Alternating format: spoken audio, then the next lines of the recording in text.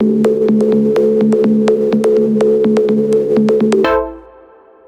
let's go ahead here, make a circle, rotate it so it works for us at 90 degrees, and scale this on down a bit and on up. Put that probably somewhere around there, I'm guessing. And what is the whole size of this thing going to be like? So this obviously extends beyond it on both sides. Might be a tiny bit smaller, maybe somewhere along that. Yeah, let's go with that. Okay, so that's one of our circles that are going to be in this fan. We need several more. I'm going to position this maybe somewhere. I'm guessing it's going to be the same thing duplicated on both sides. Let's do that. Control D. Actually, let's move this forward. Scale it on down. I could do the Shift D thing, but I don't think it's going to work. Shift D. Move you forward. Scale you down. Let's do Shift D, Shift D, Shift D. Yeah, see, it's not linear. It's a non-linear curve inwards. That's what a circle is. How many is that? 1, 2, 3, 4, 5, 6, 7, and let's do 8. Somewhere around there. Right? Yeah. Okay. Looking at it from this side, let's start thinking. I'm going to hide that box for the moment. There's more of a scaling. These are closer in size, the ones on the outside. And then as we get closer to the center, their scale becomes more and more pronounced. Now we need to look at this from the side angle, though, and see what we've got going on here. So it definitely doesn't come out quite like that, I'm almost positive. If anything, this should probably go in, and these should be closer together as it comes out. Something along these lines here. Yeah. Yeah, okay. I can kind of go with this a little bit. That's kind of I want to follow the curve, sort of a curve, at least, going into the next area. Okay, so those are our rings. This is going to be duplicated for the back side, I'm assuming. It's just going to be the same. Oh, okay, if it is duplicated in both ways, then I do need to worry a little bit about the width of it overall, and I might want to, well, let's try it. Group it. C, V, nope. I need D and vertex snap to DC, a curve, any curve, thank you. Now we can do this. Okay, now we're going to modify, freeze the transforms on the damn thing. I'm going to grab it, hit up, and edit, ungroup it. Well, let's do the extrusion. Why not? Let's get it going. So grab a polygon, or I could convert it. So let's just go with another curve. A circle? What are we dealing with? Yeah, it's a circle. Let's take another curve, scale it on down, frame up. Let's go to C and snap it somewhere. Might as well snap it along the curve. I don't know, somewhere in there. And then rotate this 90 degrees. 90, please, thank you. Grab it, and scale this on down. Pretty small. Somewhere along those lines, I'd assume. Let's see what that looks like. Let's grab that and that. And let's go to modeling, surfaces. Let's extrude it. So there's our extrusion. A little bit nasty right there. All right, so that's our thickness. I'm going to duplicate this guy and move him on up to this one. And let's do, oh, okay. All right, sorry about that. It's actually been several hours since I last was working on this, and that's because my son came home and I took him to the arcade, and then I took him to PetSmart, and then we came home and now he's attempting to take a nap. And while he does that, I figured I'd give it a shot with trying to finish some of this stuff we've been working on. So let's pop that over there, Control D, curve snap, if I can grab it, and just do that a few more times, right?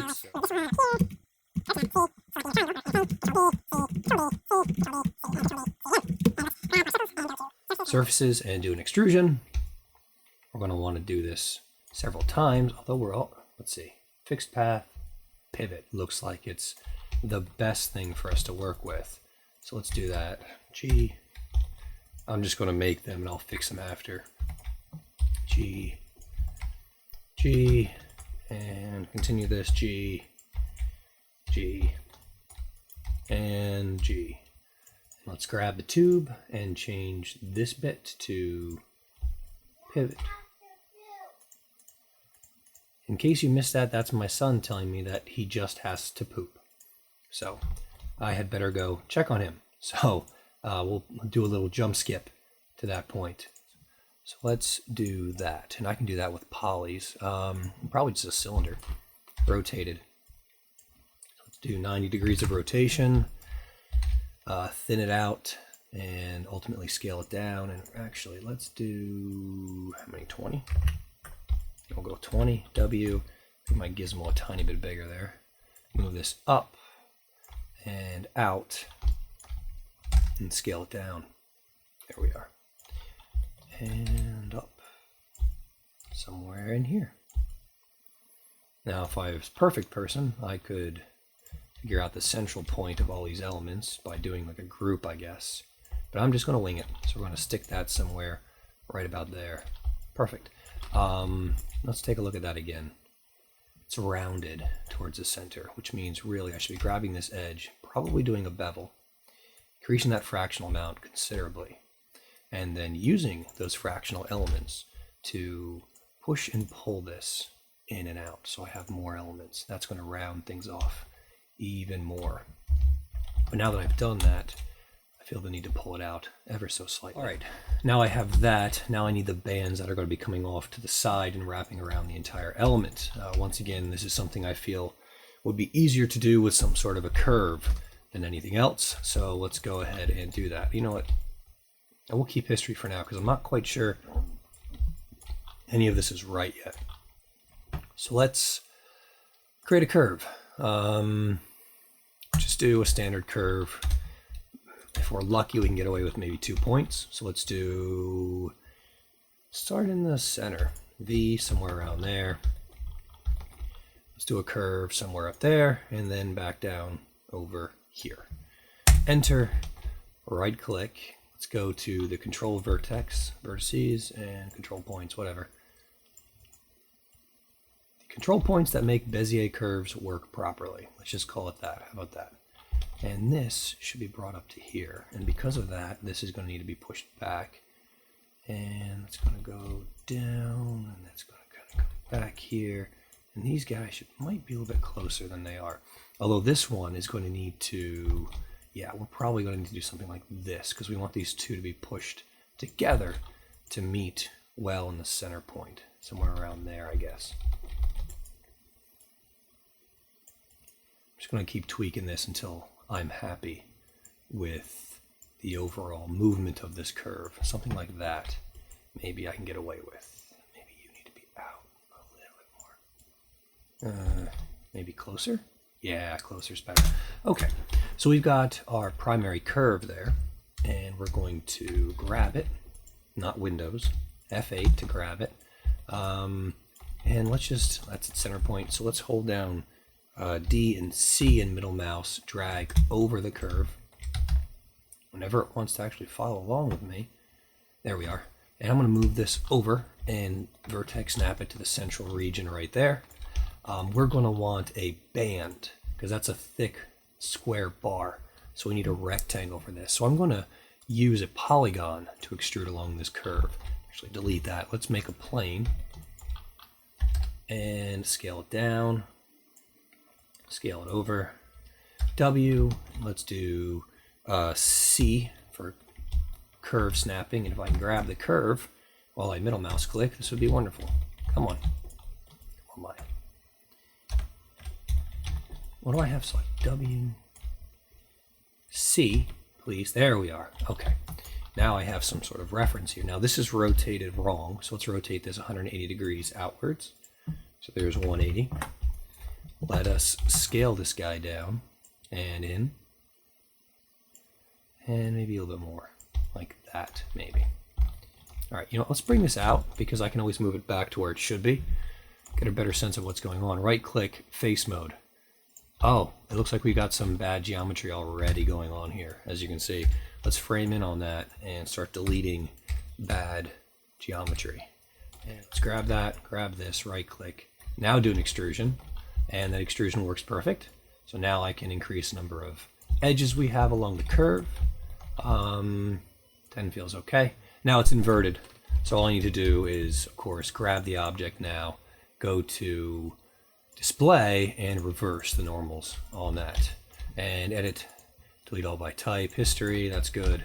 Let's go ahead and bring this element back where it's supposed to be, just down and in somewhere along there. And I can tweak the verts to make them work. Okay, that works for me. So what I'm going to do is put the center pivot point, D and V, there. Even though this isn't the true center, because I didn't take time to do the true center, let's do a Shift D and rotate this thing 90 degrees. So 90, do a Shift D, and there we have the outer area. Now there's a little bit of a problem up there at the top, which I'll probably just tweak manually by grabbing all of the elements on each of these and pulling them out ever so slightly. Yeah, why not? Let's grab you, and you. No, not you. You. Oh, you. All right, fine. You. Right click, shift click, right click, and then let's do a combine. Now what I want to do is right click, go to face mode, and I'm going to grab these faces on the outside and just push them all out ever so slightly. In theory, they should keep the right location. There we go. Okay, perfect. Now I'm going to want to combine these by mirroring it over. And when I do that, I'm not going to want this to be capped off. I want to do that, and actually, you know what, before I do that, let us go to scale mode and scale these together in the Z direction so they're flat along that axis. Delete that element, hit F8, save, grab this, and actually let's go ahead now and combine all these elements together. So right click, let's do a combine. So now they're all, oh, these are NURBS, that's why. So let's grab the NURBS elements and go to modify, convert NURBS to polygon surfaces, zoom on in, and this is way too high. Let's do something like 6 and 20, apply.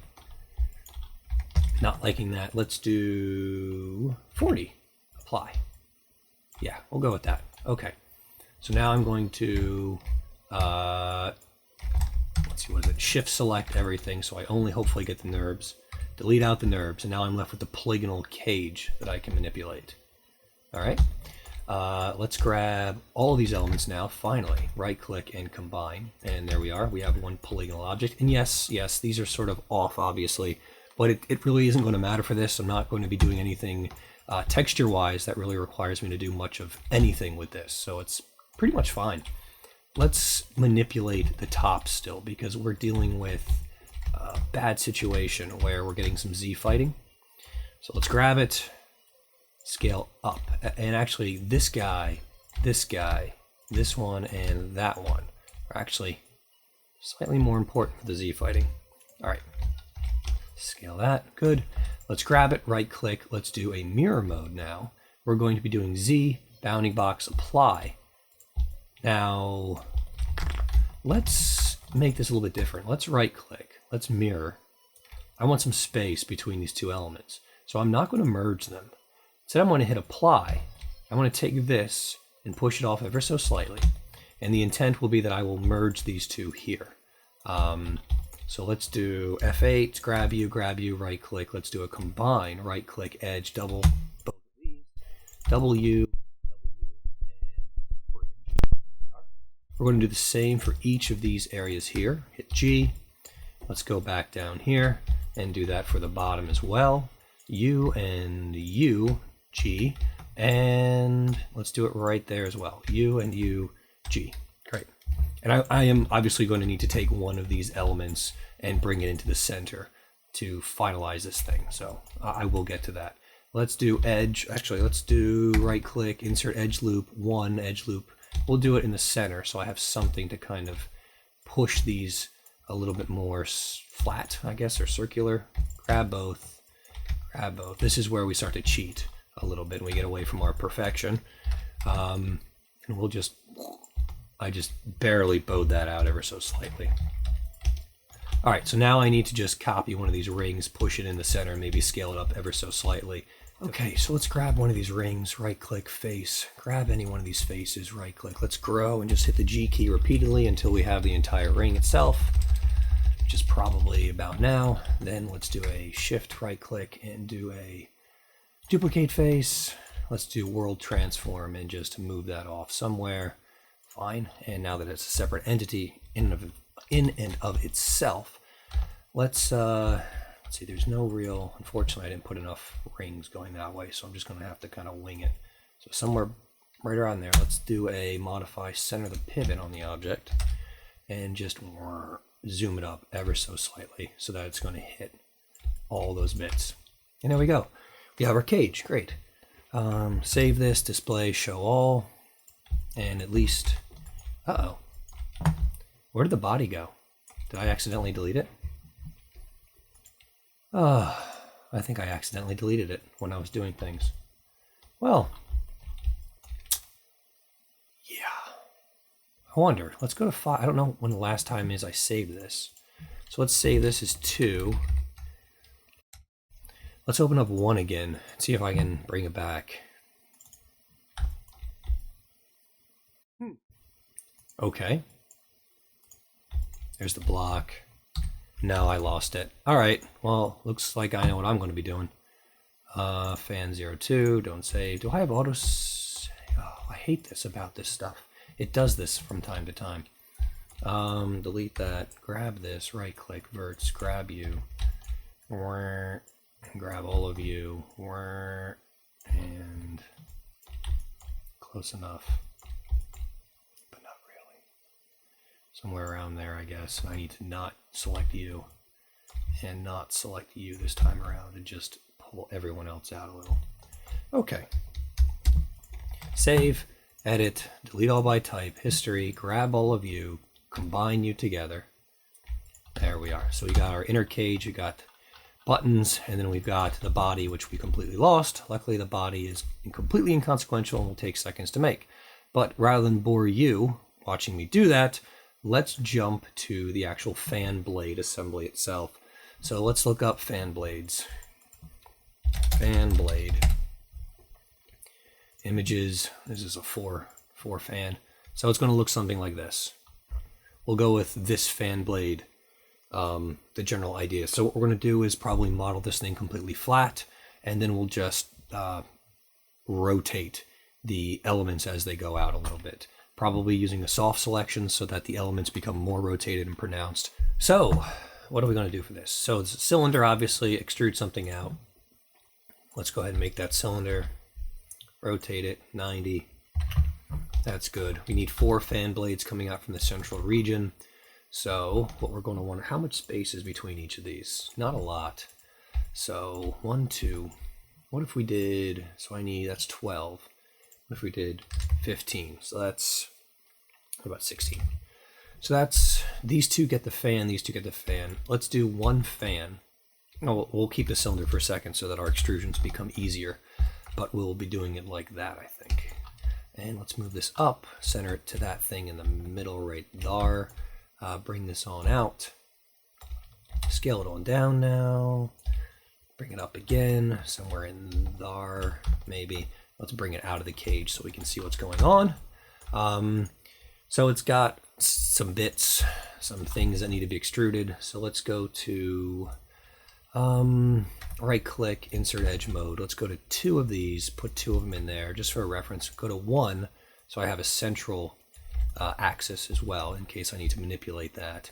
Let's go in here now and start messing with things, make it look somewhat interesting, I suppose. So right click, extrude towards the central region, G key that in, bring it into the center, which is going to be there. And let's go ahead and actually lop off the back half. The way I see it is I'll end up mirroring this over. Actually, I'm going to do that right now. So let's do mirror, apply, undo that actually, merge please, apply, close. Okay, so we've got the central tube, and now we're going to have the actual elements coming off of this. So let's go to edge mode, bring these guys in, very close, and let's grab every other 2. So That's 1, 2, 3, 4. So it's these two. So you and you and you and you. Right click, extrude, and let's just bring that out somewhere equal to the size, or somewhere slightly less than the size of our actual fan cage, because it has to fit in there, obviously. And then now that we've done that, we might as well go ahead and grab these edges, but not all of these edges, and start manipulating them as we see fit. So let's go ahead, out, you, and you, sir. And actually, vert mode, you, and down, around, and put in. I'm just going to wing this. I'm really not that worried about things looking perfect. And this has, what, one side, so one side's flat, and the other side's, so flat, and then the other side's going to be sort of rounded off. So let's right-click, insert. Let's make, I don't know, 4 of these guys. Ooh, you know what? Let's do relative. And let's do insert with edge flow. Let's see what happens. No, not what I want. Multiples, let's do 4, and let's just do this manually. Let's grab these verts, grab them, and start just plainly moving them about. Something like that, maybe. And yeah, what happens if I do 2 or 3? Hey, I like that, except for that. So what I'm probably going to do then is separate the elements, because there's no reason for this to be rounded down. So let's go to faces. Let's grab all of you, yither and tither. Right click, grow. Hold down that. Let's do a extract faces. So it's its own model. Now that we've extracted the faces, we can go ahead and hit 3 to get something a little bit better. But obviously we want that rotation in there as well. So let's do, I'm assuming that's correct. We're going to do a rotation. I don't know how this is going to work. Let's try it. Soft select. And we want to rotate with a soft selection of right click verts. We're going to grab these outer ones. And then from there, and these ones too. And then from there, we're going to make this hopefully work.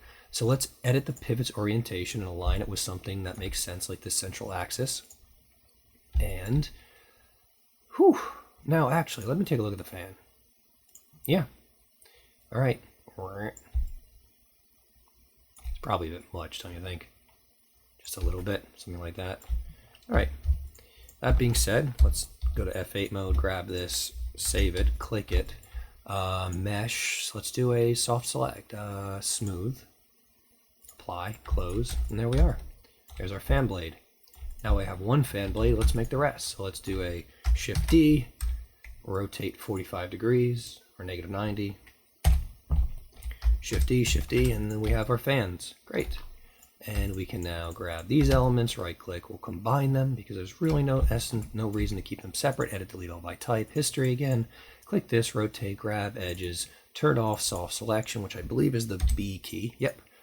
Hotkey remembered, success. Grab this outer element, right click. Let's do a bevel. Yeah, we'll go with that. And then let's do the same for the inner area. G that. The outer one we're not going to worry about because the idea is this kind of is going to come down and go into the other element. So it's really not something I'm going to worry about. We're going to take this now, bring it into our fan cage, try to line it up somewhat in the center. And we've got a fan. That's great. So actually, this has got an opening right here, but the reality of the situation is there should probably be a cylinder running through the entire thing right there. So let's create another cylinder, rotate this 90 degrees. Move this up in space. Let's go to 20 or something. I don't know, 18, something good. Whoa, 18 is a better number than 180.